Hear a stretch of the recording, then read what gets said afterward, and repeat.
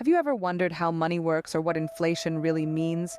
Money, in its simplest form, is a medium of exchange.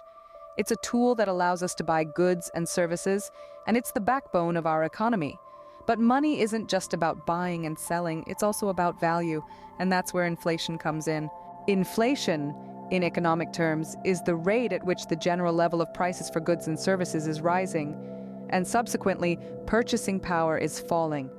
Essentially, it's an indication of the decrease in the purchasing power of money, a loss of real value within the medium of exchange and unit of measure within an economy.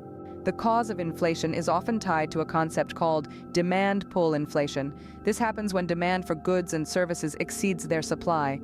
Think about it like a bidding war at an auction. If there's only one painting but two buyers, the price goes up. The same thing happens in an economy. When more people want to buy goods and services than there are goods and services available, prices rise.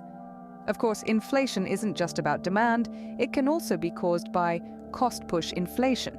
This occurs when the cost of raw materials, labor, or other inputs to production increase, making it more expensive to produce goods and services. These increased costs are then passed on to consumers in the form of higher prices. So, what does inflation mean for everyday life? Well, when inflation is high, the value of money decreases. This means that the same amount of money buys fewer goods and services. It's like going into a store with $100 and finding out that everything has become more expensive overnight. Suddenly, that $100 doesn't go as far.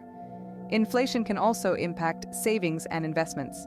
If the rate of inflation is higher than the rate of return on an investment, the real value of that investment decreases. That's why it's important for investors to consider inflation when making investment decisions. But it's not all doom and gloom. Central banks around the world actively manage inflation through monetary policy. By adjusting interest rates and controlling the money supply, they aim to keep inflation at a manageable level. To sum up, inflation is a complex part of our economic system.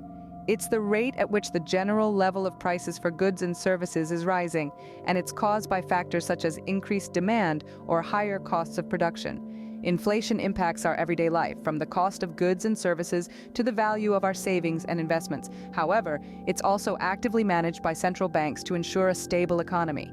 Understanding inflation can help us make better financial decisions and navigate the economic landscape with more confidence.